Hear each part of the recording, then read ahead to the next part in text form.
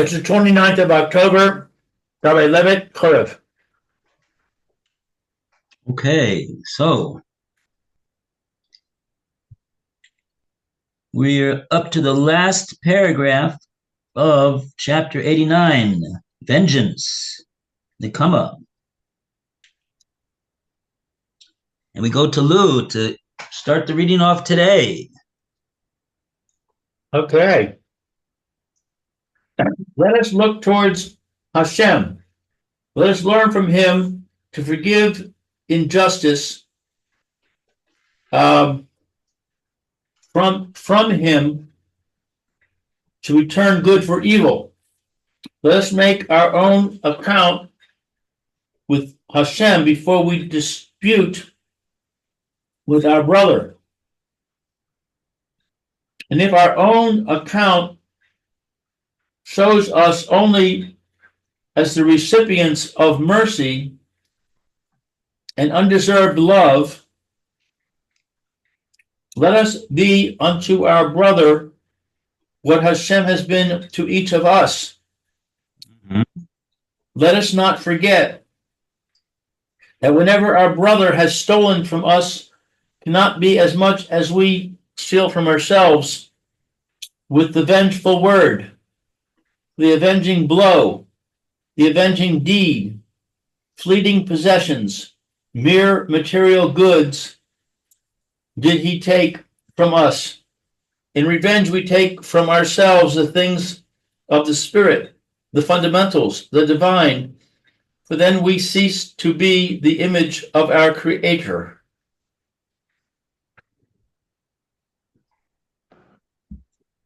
Oh, 1 second. I thought I knew what he was going to end up with, and he surprised me. Okay. Seems to be the main point over here that I thought was that he's saying, you want to take Nekama against Ploni because Ploni did the evil to you. He stole from you. He did this, X, Y, and Z. So take a look at the way your account is with Hashem. You're the recipient of endless rachamim and unconditional love. He says undeserved. So look, why not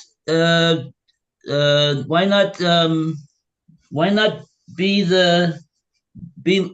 to your fellow Jew the way that Hashem is to you?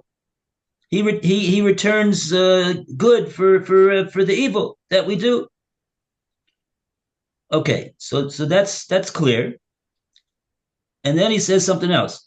Let's not forget whatever our brother has stolen from us cannot be as much as we steal from ourselves with the vengeful word. So Ploni stole something from us, fleeting possessions, material goods. That's what he's talking about over here, at least. And so that's what he stole from us. So now he says, don't allow yourself. We shouldn't allow ourselves to steal from ourselves. By doing what? By taking Nekama, a word of Nekama, a blow of Nekama, a act of Nekama. Because after all he took from us was fleeting possessions and material goods. And if we're going to take Nekama for that, we are taking from ourselves. We're not taking from him anything. He didn't emphasize that, but that's clearly implied in what he says. We're taking from ourselves. We're stealing from ourselves the matters of spirit, of fundamentals, the divine. Because when we do Nekama, we cease to be the image of our Creator.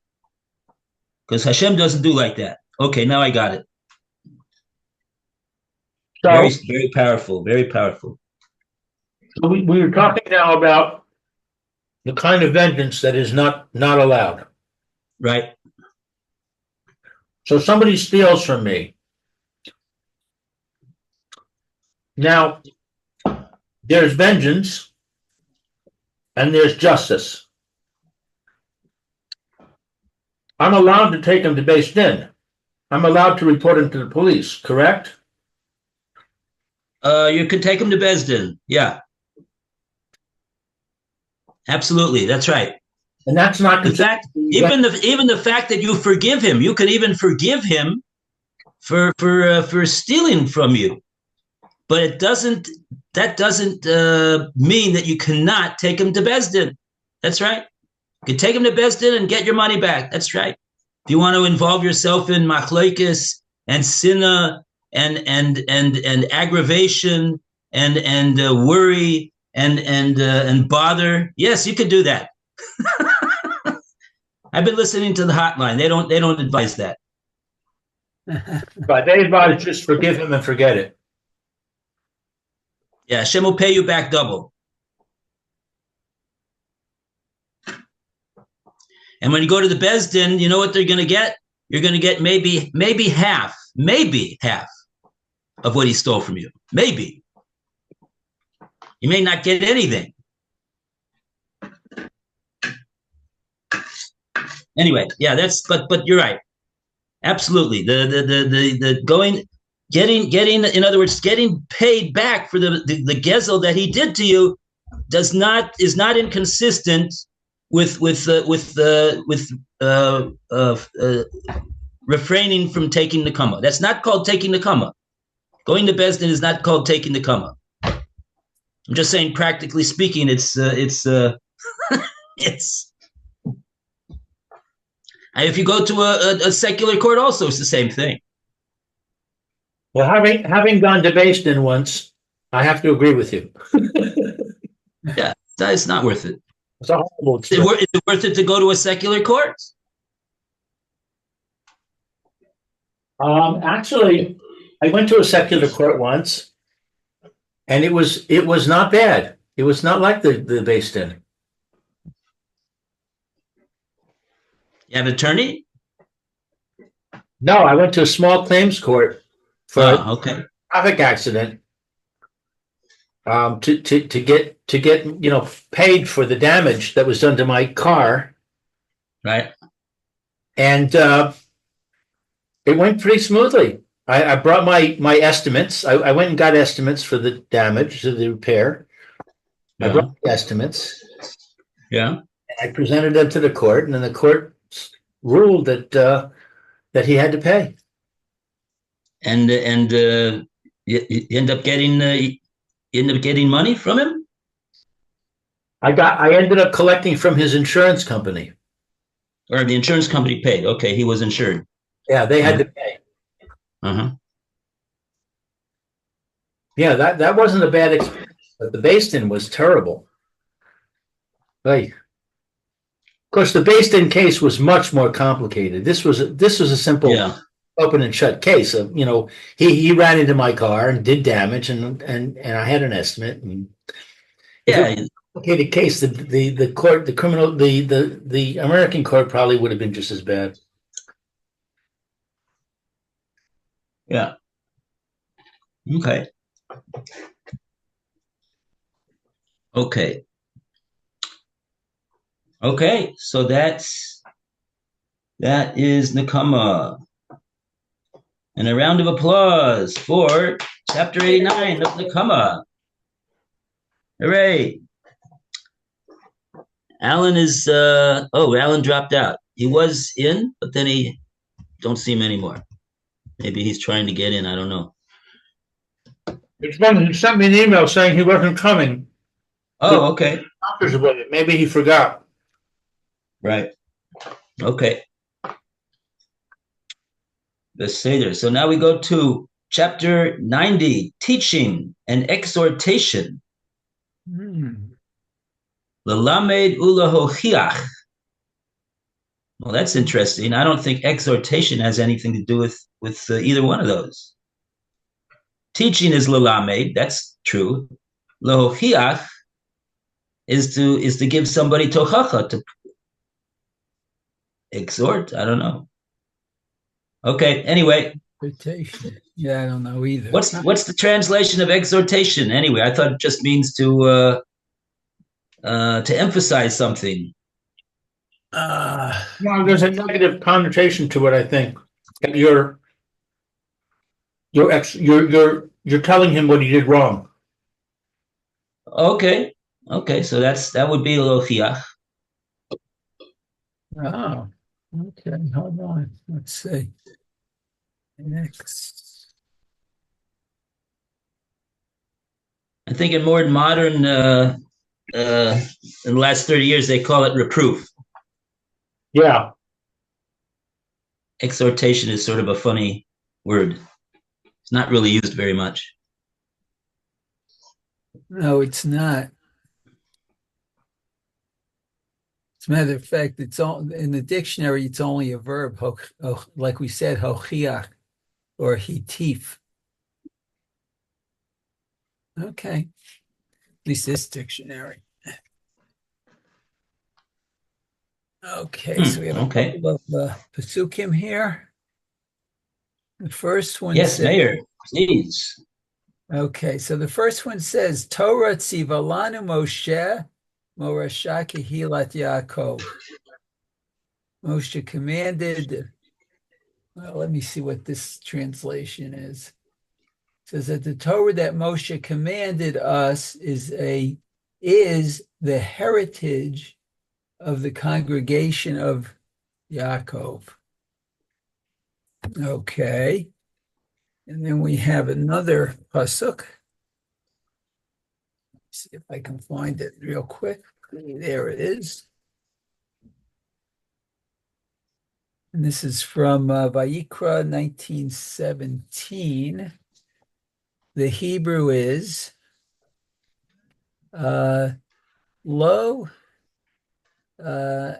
tisnei et achicha bilvavecha hocheach tochiach et amitecha velo tisa alav chet. And the translation, you shall not hate your brother in your heart, you shall not reprove your fellow, and do not bear a sin because of him. Okay, so those are the translations. I'm wondering, we sometimes say that when it refers to Kehilas Yaakov, it's talking about the women. Is that not true here? Oh, that's a good question. Let me see if he has anything on that.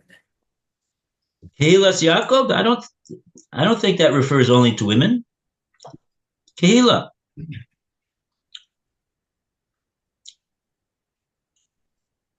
Or it includes women. It's men and women. Kehila. it says here, the Torah is the heritage not merely of those born of Jewish parents, but it is shared by every soul that joins the Jewish nation and accepts the Torah. And that's Ramban on Kehilah Yaakov. Wow. Wow, that's interesting. It's a bit of a stretch. I don't see anywhere where it mentions anyone who's not part of the Kehillah of Yaakov. It says it's a Morasha is the inheritance of the Kehillah of Yaakov. Who's the Kehillah of Yaakov? Is the descendants of Yaakov. Unless you want to say the descendants of Yaakov is not only his biological descendants, but also spiritual descendants who join. I don't know. I mean, it sounds like a stretch, but okay, that's the Ramban. It's Ramban says it. Well, very good. I was told by converts that indeed their souls were at Sinai, but over the years somehow they were physically separated from the Jewish people. And when they convert back, then they found their, I guess their body found their Jewish soul again. That's what I was told by a convert. Yeah, yeah, there is such a thing like this. Yeah, that there's halakhic Jews and there's neshama Jews. I think Rev Schwab in his art school put out a sefer in English based upon the shirim that was given by Rev Schwab Zatzal in Sefer Yeshaya, and a couple places he speaks about this matter of the Gerim, and that they I think it goes as far to say is something to that effect that their neshama is actually goes back to right, like you say, goes back to Sinai, and just halachically they're not Jewish because their mother's not Jewish, basically. Right. But that doesn't it's very secrets of Hashem, that you could have such a person could have such a thing as a neshama like that's in a goof, which is halachically a goof of a non-Jew. Uh-huh. So that's there's an obvious, even though we don't, right that there's a certain right, certainly a neshama like that is going to be yearning to become connected again to all the other neshamas. Okay, so yes, these are the two psukim that he quoted. Interesting. Okay, so this is going to be interesting. He's gonna speak about this for a few pages. Okay, so you want to continue, Mayor? Okay. So, if not even the smallest of your possessions shall be for you alone, shall then the grandest and most noble that you have, learning, wisdom, and knowledge of Torah, understanding and experience of life, be gathered for yourself only? No, teaches God's law. For not only with your son and with your grandson, but with all who thirst for knowledge, shall you share your treasure and learning. Let your light illumine those who are seeking light. Would it still be light if it did not give light to others? Would it be a sun if it grudgingly withdrew its rays? What you have learned of the Torah impart to your neighbor without compensation, and rejoice if your dispensation of knowledge and wisdom is so blessed in your brother that he outshines you. Wow. The spring does not envy the tree which draws its sap from it, and now overshadowing it hides it from the sight of man. Happy is he who, unseen and unrecognized, can become the source of such a blessing. Wow. Okay. Going on, let's see. It says, teach, says the law, and if you yourself had to pay dearly for your learning, yet do not take recompense for your teaching of the Torah. Only when, through the stress of circumstances, through the need for food, you cannot otherwise fulfill the duty of teaching the Torah, may you take a reward so that you may teach.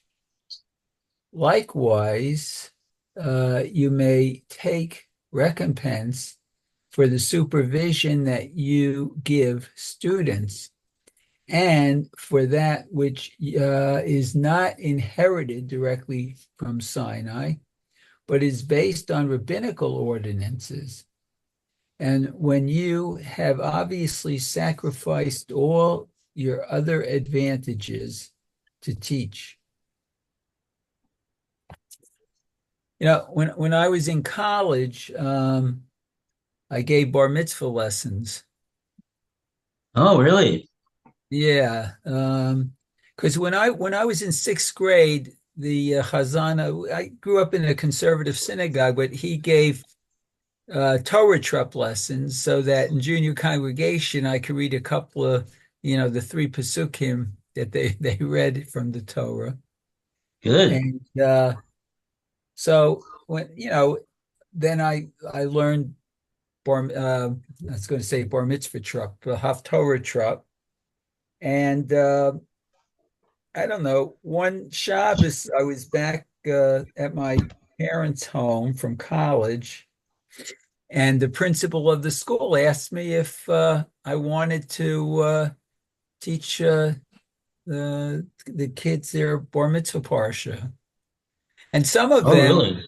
yeah, some of them wanted to learn Torah, not the whole thing necessarily, but I taught them that too.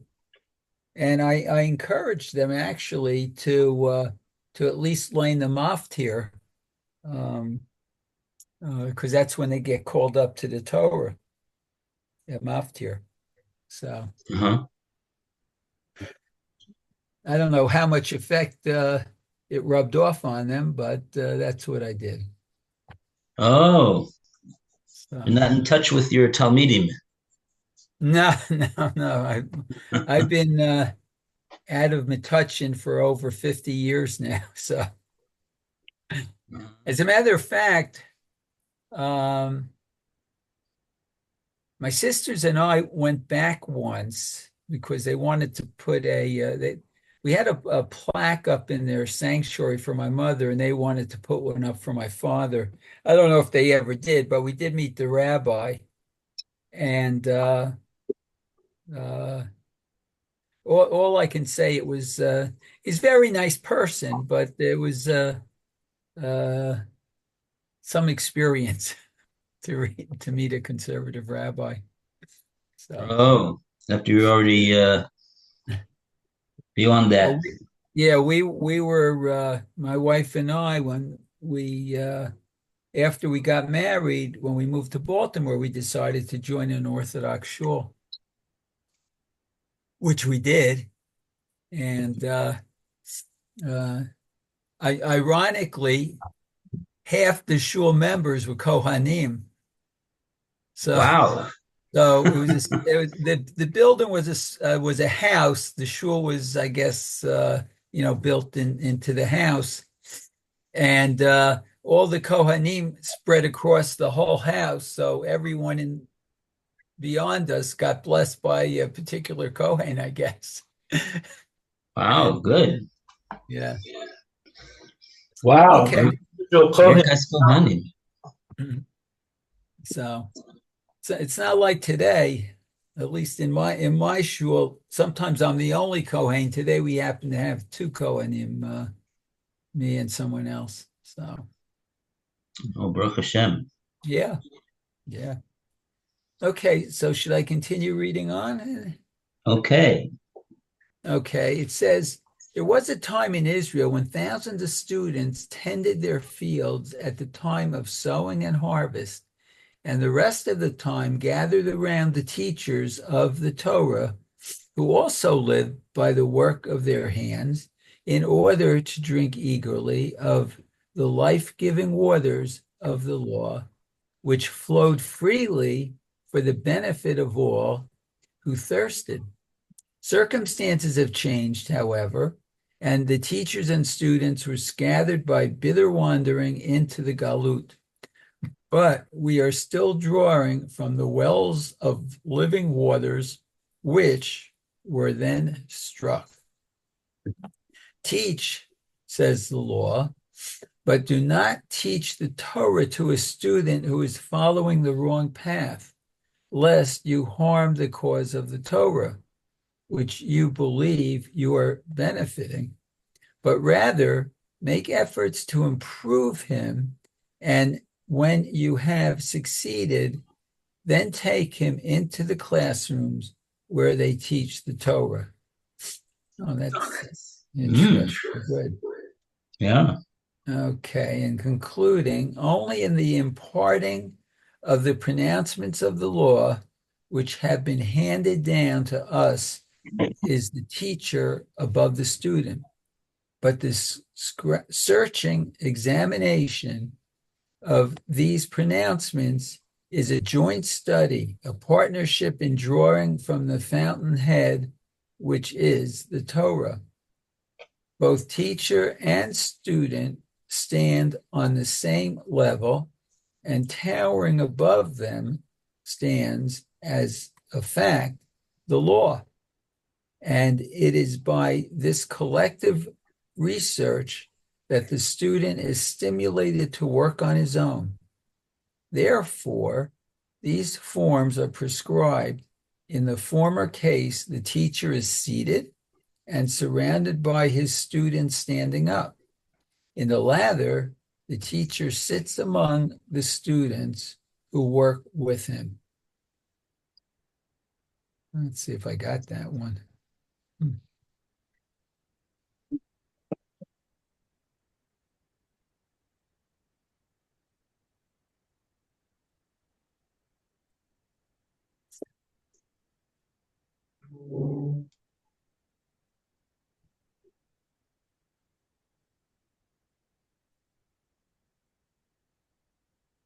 I guess when the teacher is teaching, he's standing up, but when they're studying as a group, apparently, they're seated,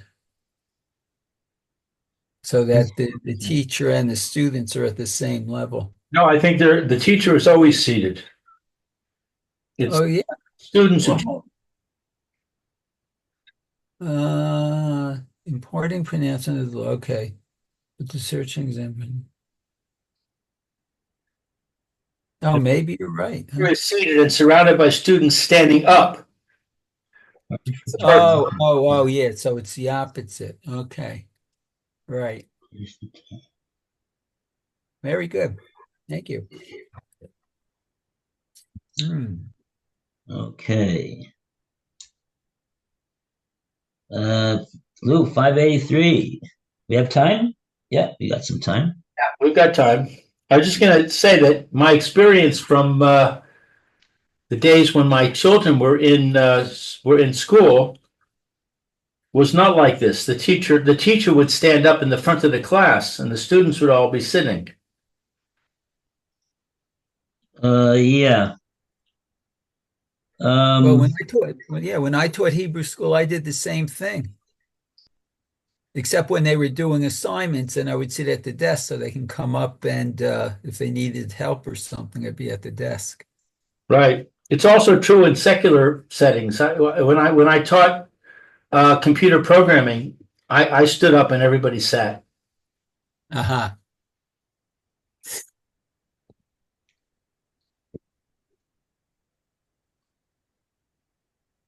Mm-hmm.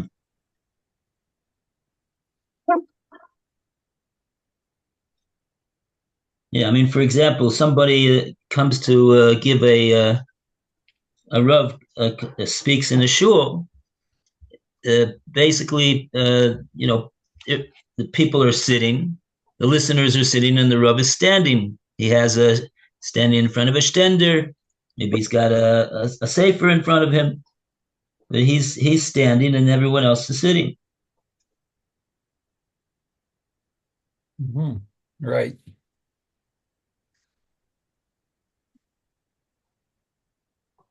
Okay. Where everybody is sitting. But what I've never seen is where the students are standing and the Rav is sitting. Um,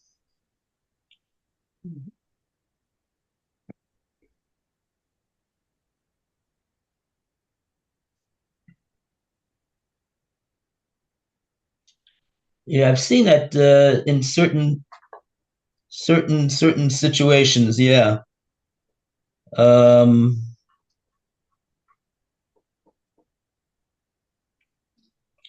yeah, I mean, he has sources in Shulchan Aruch over here that speak about this matter. Right, your day. So it's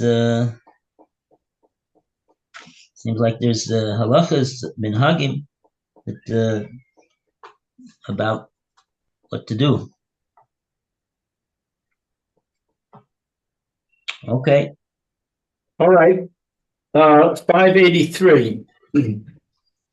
But just as life is higher than knowledge, and fulfillment should be the fruit of wisdom, so even higher is the duty of urging your neighbor to fulfill the Torah. It is your duty to save his life and his worldly goods when they are in danger. Should you be allowed to remain indifferent when you see him struggling with his passion and his error, in danger of losing what is more precious than wealth and life, his righteousness? Note, says God's precept, if you see your brother going astray, you must not say, what matters to me is his virtue. Show him the right way, remonstrate with him about his conduct, and show him his errors. Remind him of his dignity as a human being and a Jew. Awake the better nature in him and help him back to the right path. But in doing this, be kind and gentle to begin with. Show him that you are acting only for his own sake, for his own good, and do it privately so that you may not put him to shame and bear sin because of him. And never tire of exhorting him. Exhort, is that our word, exhort? Yeah, that's the word, exhort. Yeah, that was part of the title. Right. Even if you have done so 99 times, try it 100th time until your brother violently rejects you. If the wrong he has done was not directed against yourself, and if kindness has proved futile, then you may even go to the extent of putting your brother to shame in order to lead him back to his duty. If he has committed a sin in public, then rebuke him on the spot, so that the name of the Lord shall not be profaned.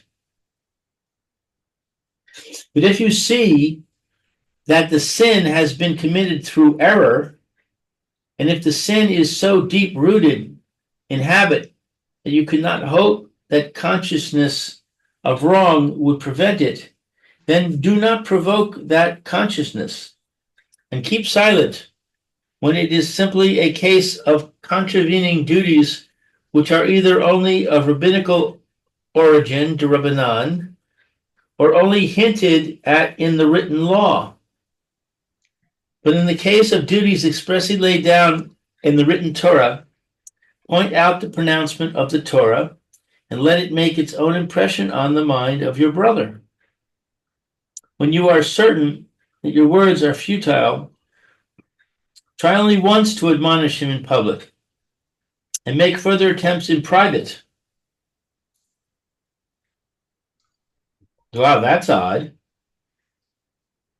You should admonish him in public? That doesn't seem right to me. He who would have succeeded in bringing about an improvement by administering a rebuke and has not tried to do so, shares responsibility in the wrong against which he has fought. For we are all members of one body. One member is guarantor for every other one. The Torah was given to all, and every individual must strive so that it shall be fulfilled by all. The individual's virtue is not the highest goal. Of those who, by precept and exhortation, show the way to take a lead in it, of those it is said in done, and those who dispense the law, they shine like the glowing light of heaven. And those who lead the multitude to righteousness, they are the stars of the succeeding ages. So I'm wondering about this statement. When you are certain that your words are futile, try only once to admonish him in public and make further attempts in private. I would think that would say only make attempts in private under those circumstances.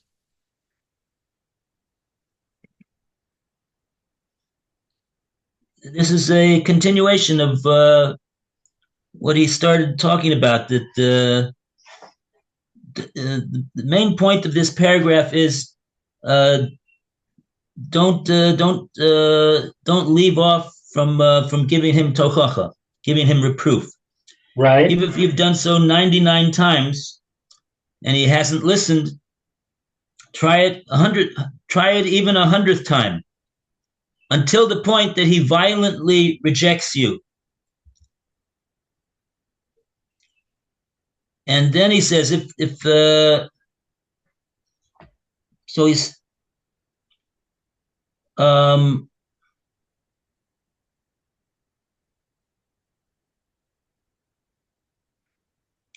in that case, you can even put him to shame, in order to not in order to put him to shame, but in order to, it's a way of getting him to wake up and listen, to lead him back to his duty, what he's supposed to do. Okay, so now he's talking about, what if he did this avera in public? Are you allowed to rebuke him in public, since he did the avera in public? So he says, if he did do the avera in public, so then that's already a chilul Hashem, and if no one says anything to rebuke him, people might even think that people might think that it's permissible what he did. People might think that no one cares whether it's not important whether he did something that was against the Torah. So therefore, that in that case, you have to give him his reproof in public, on the spot, because otherwise it will be a chilul Hashem. It'll be a continuing chilul Hashem. But like this, now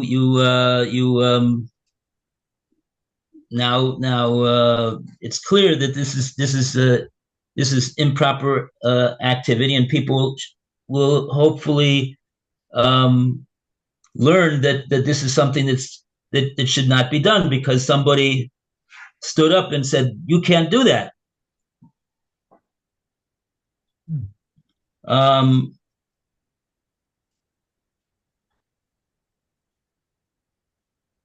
So that, he says, it sounds like, but if he did it through error, I guess maybe he doesn't know. If the sin is so deep-rooted in habit, you cannot hope that consciousness of wrong would prevent it, then do not provoke the consciousness. Keep silent when it's simply a case of a derabanan.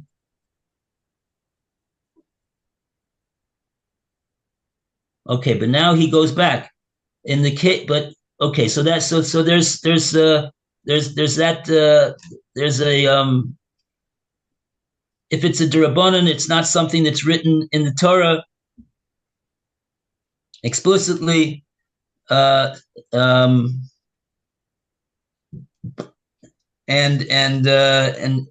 the sin is so deep rooted in the person that the consciousness of the wrong won't prevent it. I guess what he means by that is you don't think they're going to listen to you. In any case, when they think that they'll listen to you, if there's a chance they'll listen to you, then one should speak. But in this case, no, it's totally drabanan. But if it's explicitly stated in the Torah what he's doing, which is so it's a Torah violation that he's doing that is explicitly stated in the Torah. So then he says you have to point out the pronouncement of the Torah. I guess he means to say you have to show him where it says so, or tell him where it says so in the following pasuk, and let your impression be made on the person. Okay, so now we get up to this Now we get up to this sentence. And when you are certain that your words are futile, I think he means to say only, even at the point where you have already determined that he's just not going to listen. Even at that point, you should admonish him in public. Try only once. You only need to once admonish him in public. So you're asking, why should he admonish him in public? Yeah, it's attempts in private. Because your words are futile means that you've tried already. So, yeah, the Mishnah Berurah speaks about this. He says, yeah, but maybe he will listen. You don't know for a fact. He's not enough. You're not a Navi. But your logical probabilities tells you that he's not going to listen over here. Right. Your assessment of the situation is he's definitely not going to listen. Right. Even in that case, one time to say something to him is what one is required to do. Because the Mishnah Berurah says, because maybe he'll listen. You know, he is a Jew. he's a Ben Avram Yitzchak Yaakov. He's a person. He might maybe he'll listen. Right. But at that point, then if he doesn't listen at that point, so then you don't have to keep going any further, because you gave it. That's all you have to do. Somebody who you think will listen, who has a chance to listen, that's the person that you got to tell him 100 times until he tries to do something against you. But this person, you don't have to do that.